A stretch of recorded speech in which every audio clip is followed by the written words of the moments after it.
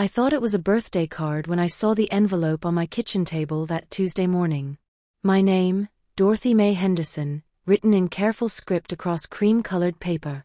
At 78, I don't get much mail anymore except bills and those grocery store coupons that make you feel ancient. If you're watching this video, please like and subscribe to the channel, and let me know in the comments where you're watching from. Thanks.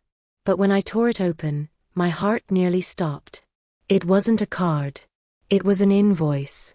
A bill. For $1,200 a month, backdated 6 months, totaling $7,200. The header read, Monthly Housing Fee $1247 Maple Street, Millbrook, Ohio. My own address. They were charging me rent to live in my own house. I sat down hard in the kitchen chair, the same wooden chair where my late husband Edward and I used to share morning coffee and plan our days. My hands shook as I read the neat typing, payment due within 10 days. Failure to comply may result in eviction proceedings. Eviction. From the house Edward and I built with our own hands in 1967. The house where we raised our 3 children, Robert, Patricia, and little Benjamin. The house where Edward took his last breath 5 years ago, holding my hand and whispering, "Take care of our home, Dolly." I didn't understand at first. Surely this was some kind of mistake. But then I remembered the conversation 3 months ago when Robert's wife, Candace, had suggested I let them handle the finances to make things easier for me. I was tired then, overwhelmed by bills and paperwork, so I agreed. I trusted them. The phone rang, startling me from my thoughts. It was Candace, her voice sickeningly sweet. "Hi, Dorothy. Did you get our letter?" "Your letter?" I managed to whisper. "Well, yes. Things are tight for everyone these days, and it's only fair that everyone contributes. You understand, don't you? We can't afford to carry you anymore." Carry me. As if I were some burden instead of the woman who had given them everything. The woman who had worked double shifts at the textile factory while Edward worked construction. The woman who had paid for Robert's college, helped with their wedding, babysat their children for free every weekend for 10 years. "But this is my house," I said, my voice barely audible. Candace laughed, actually laughed. "Well, technically, Robert's name is on the deed now, remember? We had you sign those papers when you moved in with us temporarily after Edward passed. For your protection, we said." The memory hit me like a slap. Those papers. The ones they'd rushed me through while I was still drowning in grief, still wearing Edward's cologne on my nightgown because I couldn't bear to wash it out. They'd said it was just temporary paperwork, just to help with insurance and taxes. I'd trusted them. God help me, I'd trusted my own son. "Dorothy? Are you there? We expect payment by the 1st of next month." I hung up without another word. My hands were trembling so hard I could barely hold the phone. For the first time since Edward's funeral, I cried. Not gentle tears, but the kind of sobbing that comes from the deepest places of betrayal. But as I sat there in my kitchen, something began to shift inside me. The grief was turning into something else. Something harder. Something they weren't going to expect. They thought they knew Dorothy Henderson. The quiet widow. The grateful mother.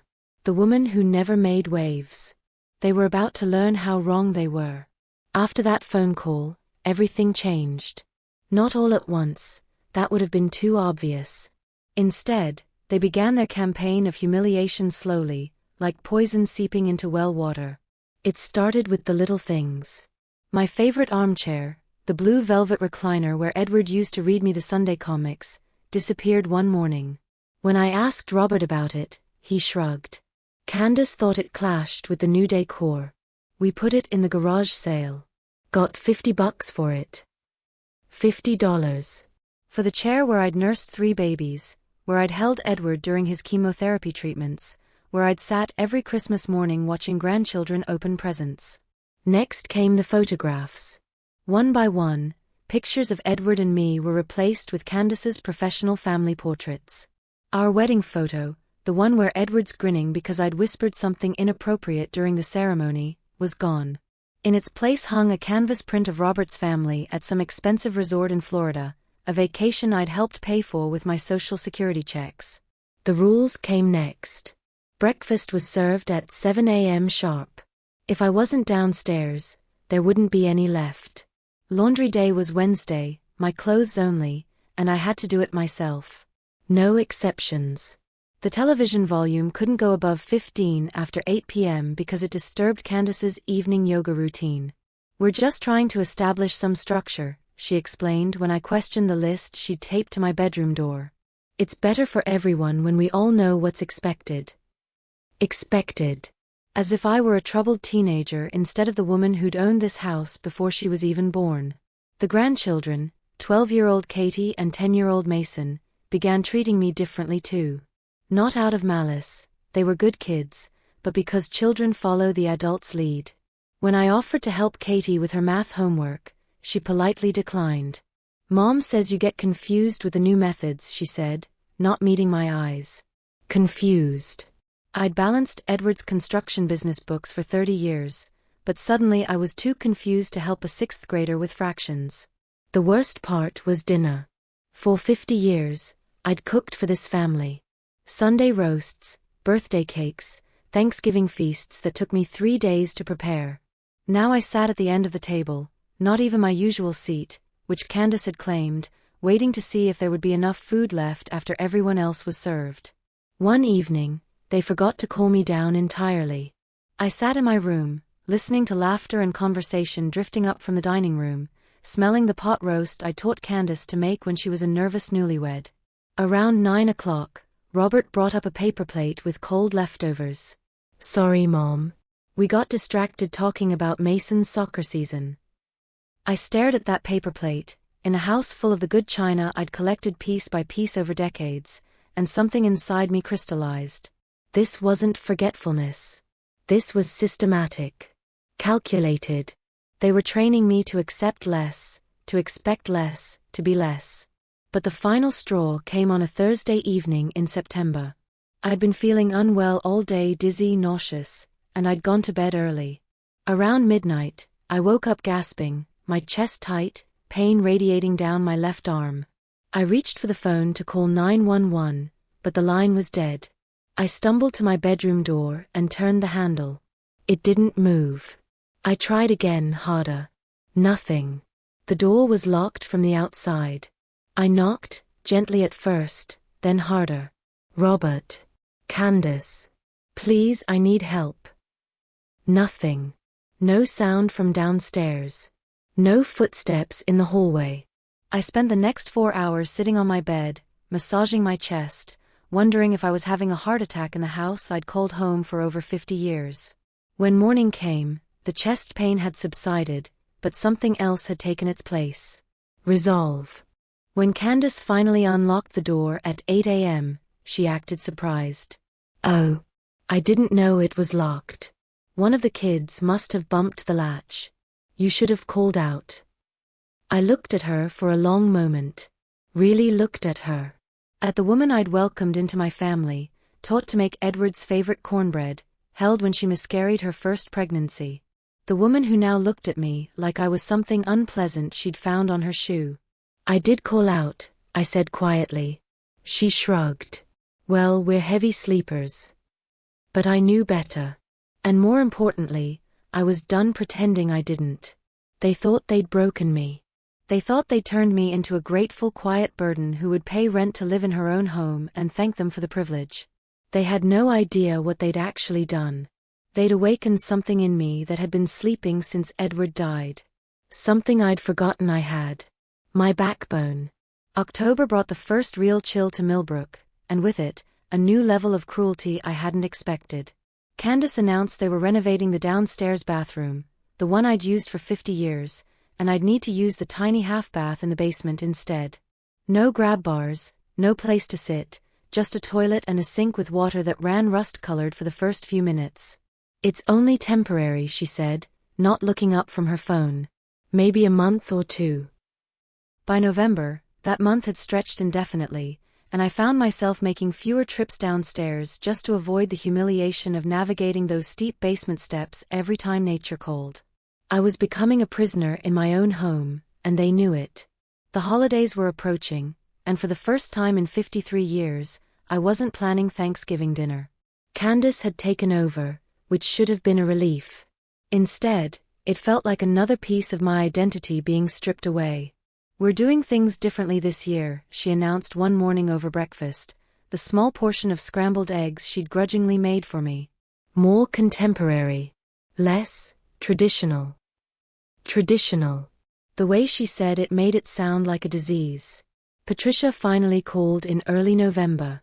My daughter lived in Phoenix now, busy with her own life, her own problems. We'd grown distant since Edward died, and I'd never told her about the living arrangements with Robert. "Hi, Mom. Just checking in. How are you settling in with Bobby and Candace?" I almost told her everything right then. Almost broke down and begged her to take me away from this nightmare. But Patricia had her own troubles, a messy divorce, a teenage son who was struggling in school. I couldn't burden her with my problems too. "Fine, honey. Just fine." "That's good. I was worried about you rattling around in that big house all alone. It's better this way, having family close." Family close. If only she knew how close, and how far away, they really were. But that conversation planted a seed.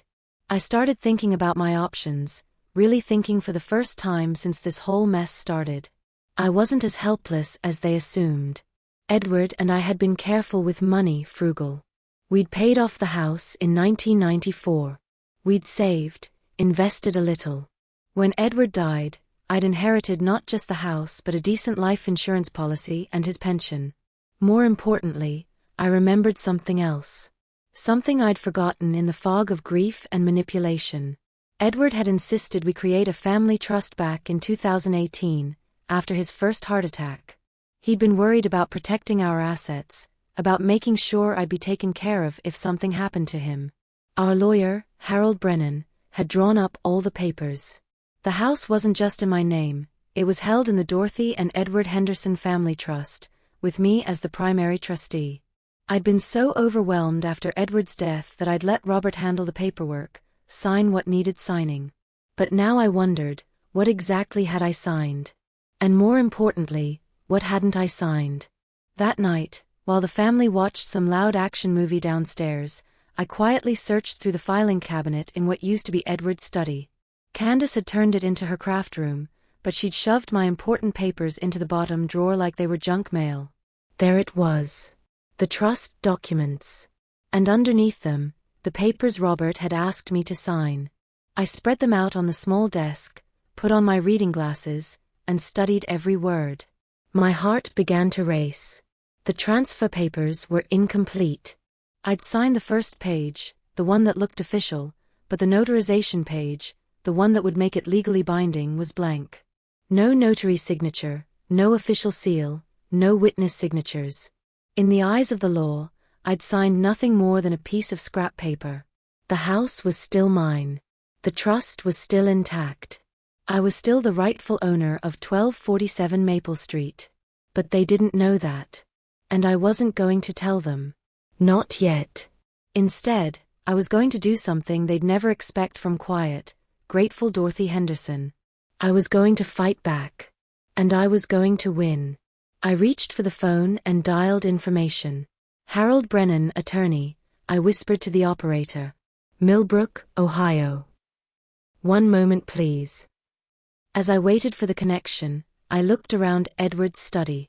At his books still on the shelves, his reading glasses still in their case, his favorite coffee mug still holding pens and pencils.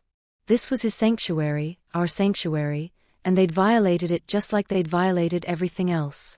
But violation works both ways. They'd forgotten that the mouse they'd been tormenting used to be a lioness. And lionesses, even old ones, still have claws. Harold Brennan's office, came a crisp voice on the line. "This is Dorothy Henderson," I said, my voice steadier than it had been in months. "I need to make an appointment.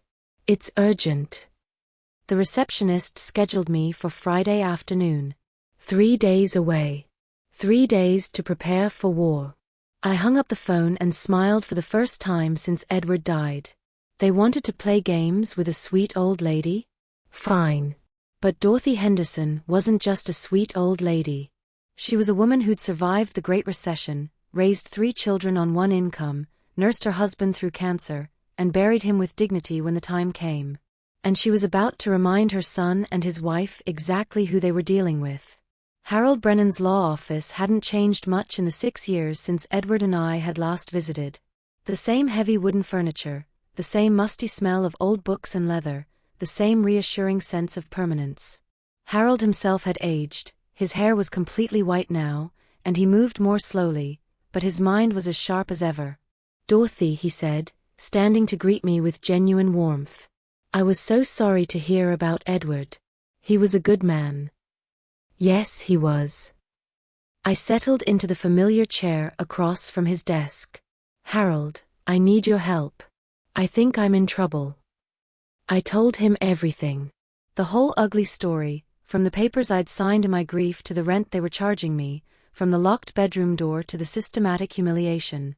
Harold listened without interruption, occasionally making notes, his expression growing darker with each detail. When I finished, he leaned back in his chair and steepled his fingers. "Dorothy, what they've done to you isn't just morally reprehensible. It's legally actionable. Elder abuse, financial exploitation, possibly fraud. We have several options here. But the papers I signed are worthless." He pulled out a thick folder, my file, apparently still active after all these years. "The trust is ironclad." Edward insisted on very specific language to prevent exactly this kind of situation. Even if you had signed a valid transfer, which you didn't, the trust has provisions that would invalidate any transaction made under duress or undue influence. I felt something I hadn't experienced in months: hope. "So the house is still mine." "The house is still yours. You are still the primary trustee.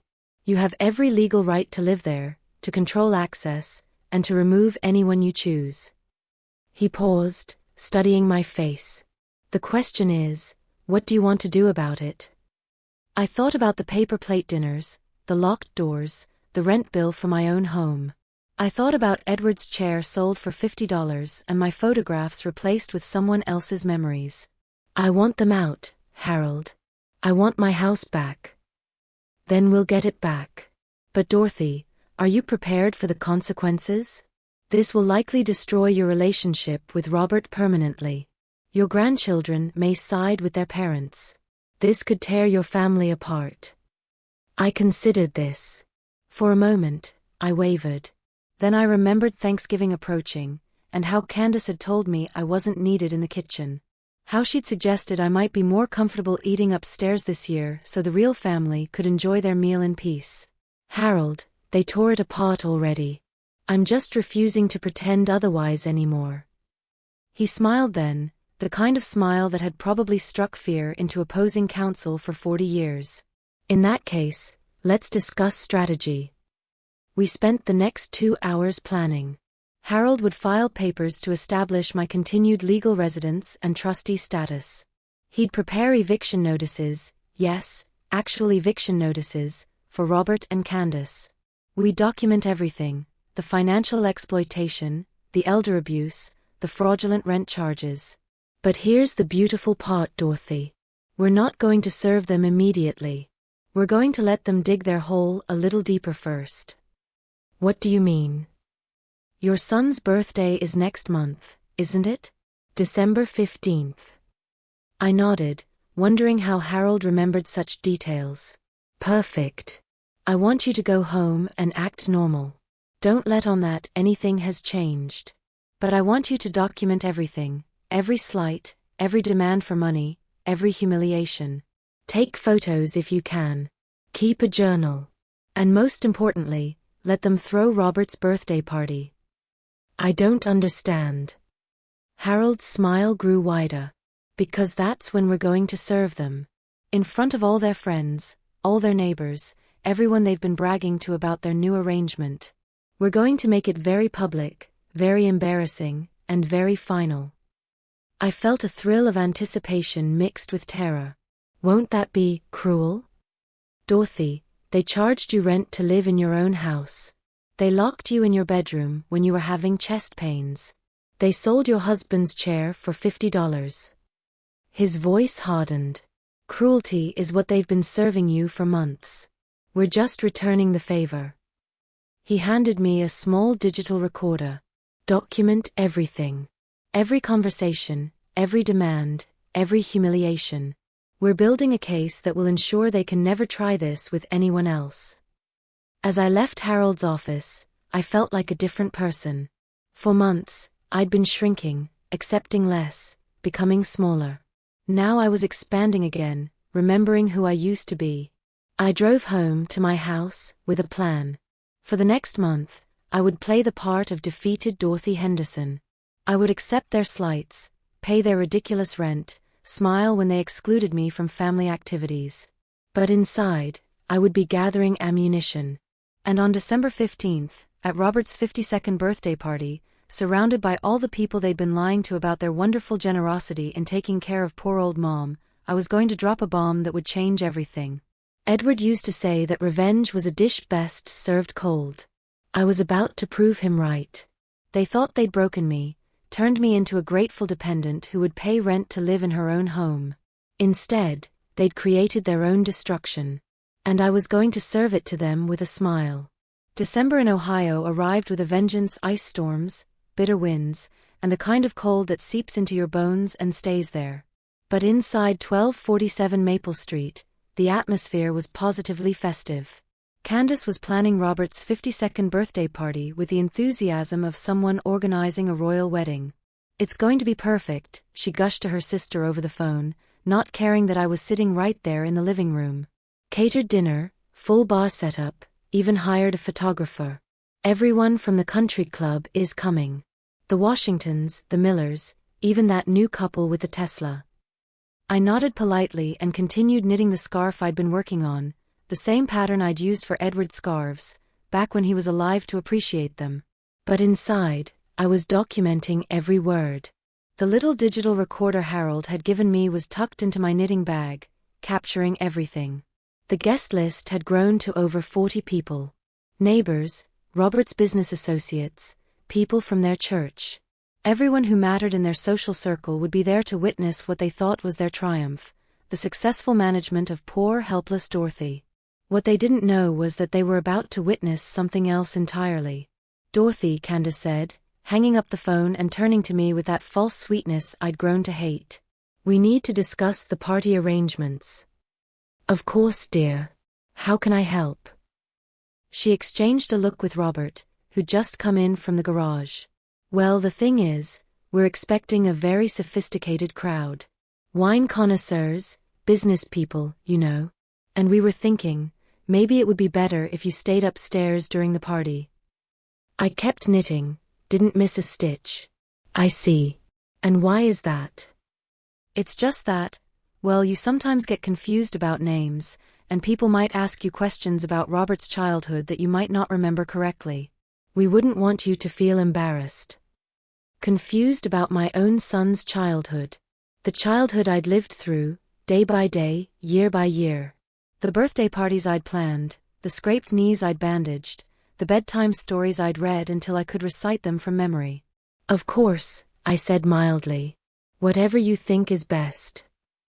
Robert looked relieved. "Thanks, Mom.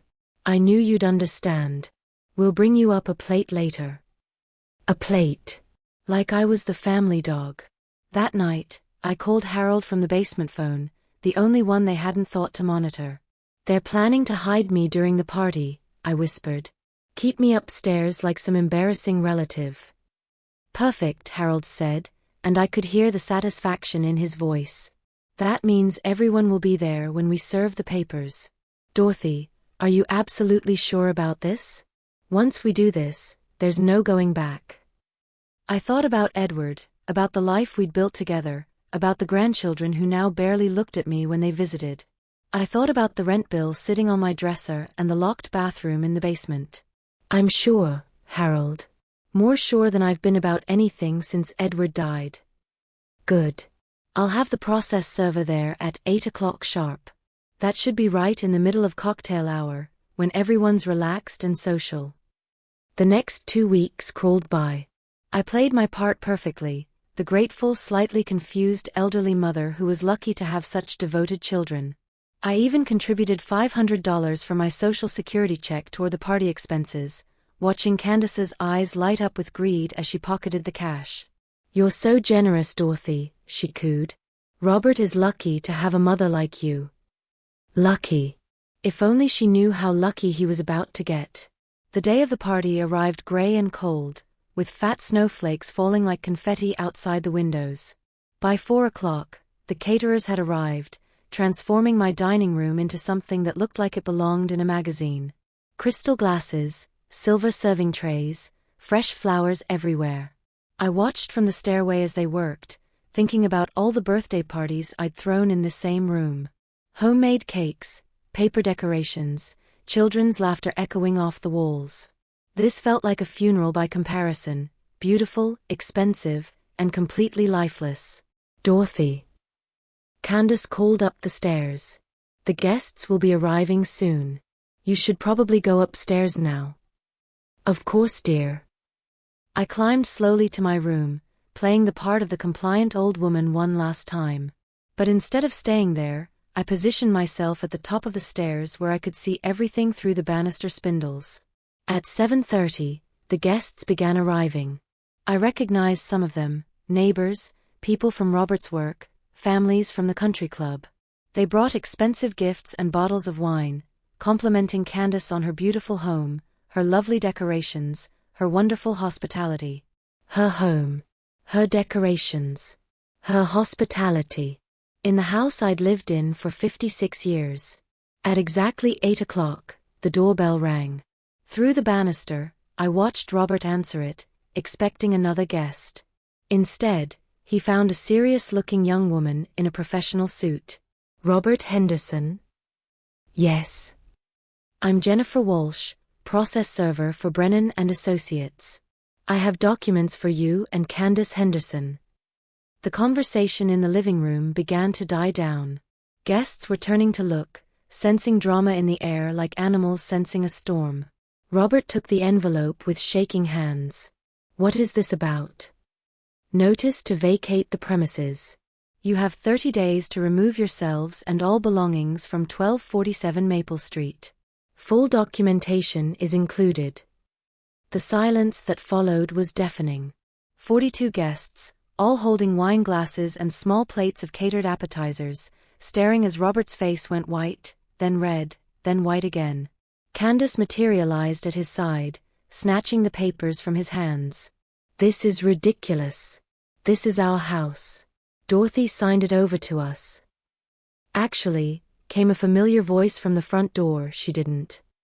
Harold Brennan stepped into the foyer, looking every inch the successful attorney in his expensive overcoat and leather gloves.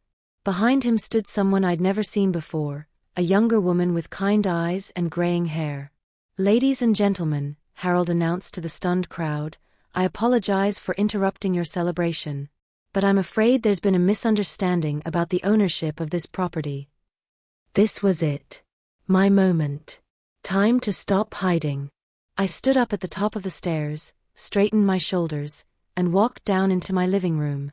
Into my house. To face my family and reclaim my life. The look on Robert's face when he saw me, really saw me, not as the burden he'd been managing but as the force he'd awakened, was worth every moment of humiliation I'd endured. "Hello everyone," I said, my voice carrying clearly through the sudden silence. "Welcome to my home." The silence stretched like a taut wire, ready to snap.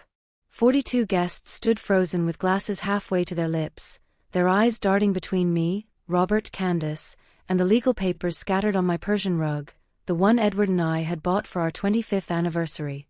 Harold stepped forward, ever the professional. "As I was saying, there seems to have been a misunderstanding. This property is owned by the Dorothy and Edward Henderson Family Trust, established in 2018. Mrs. Dorothy Henderson is the primary trustee and legal resident. Any documents suggesting otherwise are invalid." Candace's voice came out as a croak. "But she signed." "She signed incomplete paperwork under duress while grieving her husband's death," Harold continued smoothly. What's more, we have documented evidence of elder abuse, financial exploitation, and fraudulent billing practices. I watched Robert's face cycle through confusion, anger, and dawning horror as he began to understand what was happening. Around us, guests were beginning to whisper, some taking out their phones. "This is insane," Robert said, his voice too loud in the sudden quiet. "Mom, tell them. Tell them you wanted us to take care of you." For a moment, I almost felt sorry for him. He looked so much like the little boy who used to crawl into my bed during thunderstorms, seeking comfort and protection. But then I remembered the paper plate dinners, the locked bathroom, the bill for rent in my own home. "I did want you to take care of me, Robert," I said quietly. "But taking care of someone doesn't mean stealing their home and charging them rent to live in it." A gasp rippled through the crowd. Mrs. Patterson from next door dropped her wine glass, the crystal shattering on my hardwood floor. "You charged your mother rent?" Mr. Washington asked, his voice incredulous. "In her own house?" Candace's face had gone from pale to bright red. "Everyone needs to contribute. We can't afford to carry dead weight." Dead weight. She'd actually said it, in front of all these people. The woman who'd never worked a day in her life had just called me dead weight. Harold's companion stepped forward then, extending her hand to me with a warm smile. "Mrs. Henderson, I'm Dr. Claire Martinez. I specialize in elder abuse cases. Would you be comfortable sharing what you've experienced?" I looked around the room at all these people, Robert's friends, his business associates, neighbors who'd known me for decades. Some looked shocked, others embarrassed, a few were already edging toward the door. "Over the past 8 months," I began, my voice steady, "I've been charged $1,200 a month rent to live in the house my husband and I paid off in 1994. I've been relegated to using a basement bathroom with no safety features. I've been excluded from family meals, locked in my bedroom, and told I'm too confused to help my own granddaughter with her homework." "That's not true," Candace shrieked. "We've been saints. Do you know how hard it is to live with an elderly person? The doctor visits, the medications, the constant supervision." "What doctor visits?" I asked calmly. "I haven't seen a doctor since you took over my finances." "What medications?" "You told me my blood pressure pills were too expensive and I should try to manage without them." "What supervision?" "You locked me in my room and went on vacation for a week." The murmurs were getting louder now. I could see people taking photos, probably posting to social media already. The story would be all over Millbrook by morning. Robert tried one more time. "Mom, you're confused. You're not remembering things correctly." "I'm not confused, Robert." I pulled out the digital recorder Harold had given me. "I've been documenting everything for weeks. Every cruel comment, every humiliation, every time you treated me like a burden instead of your mother." I pressed play. Candace's voice filled the room, clear as day. "We're going to renovate the upstairs once she's out. David said legally we only have to give her 30 days notice. I can't wait. I'm sick of her creeping around like a ghost." The silence that followed was deafening. Then, like a dam bursting, everyone started talking at once. Guests were gathering their coats, muttering apologies and excuses. The Washingtons left without a word. Mrs. Patterson stopped to squeeze my hand before hurrying out the door. Within 20 minutes, the party had dissolved completely. The caterers packed up their untouched food while Robert sat slumped in a chair, his head in his hands. Candace had locked herself in the bathroom and was making phone calls, her voice rising hysterically behind the door. Harold handed Robert another set of papers. "These are your options, son. You can vacate voluntarily within 30 days, or we can proceed with formal eviction proceedings. We can also pursue criminal charges for elder abuse and fraud, though Mrs. Henderson has indicated she'd prefer to handle this as a civil matter."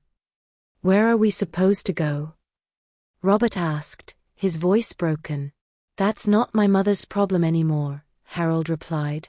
"You're adults. Figure it out." As the evening wound down and the legal team prepared to leave, I found myself alone in my living room for the first time in months. Truly alone, truly safe, in the house that was legally and rightfully mine. Dr. Martinez lingered, concerned. "Mrs. Henderson, will you be all right here tonight? I can arrange for someone to stay with you if you'd prefer." I looked around at my home, my photographs back on the walls, Edward's chair restored to its proper place, the dignity of my space returned to me. "Doctor, I'll be fine. For the first time in 8 months, I'll be perfectly fine." After everyone left, I walked through each room slowly, reclaiming every corner, every memory, every piece of the life Edward and I had built together. In the kitchen, I made myself a cup of tea in Edward's favorite mug. In the living room, I sat in my blue velvet chair and looked out at the snow falling in the yard where we'd pushed our children on swings and built snowmen every winter. They tried to erase me, to make me disappear in my own home. Instead, they'd reminded me who I really was. Dorothy Henderson. Homeowner. Survivor. And nobody's burden. The war was won, but the victory was just beginning. Spring came early to Millbrook that year, arriving in March with an explosion of daffodils and cherry blossoms that seemed to celebrate my newfound freedom.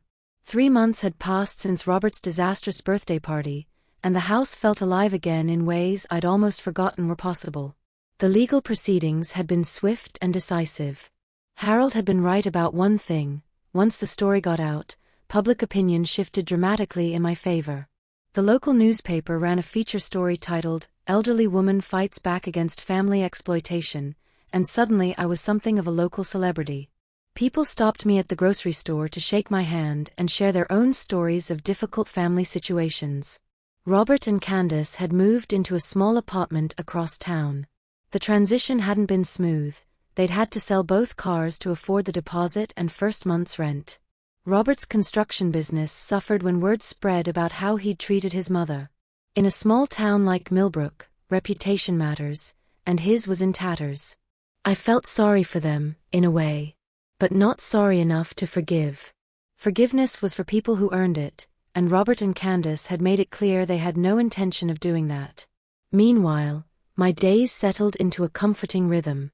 I began hosting weekly book clubs in the living room, inviting neighbors and friends over for tea and laughter. The house, once shadowed by tension and sorrow, now rang with the warmth of genuine connection. My grandchildren started visiting more often, cautiously at first, but gradually their smiles and hugs returned.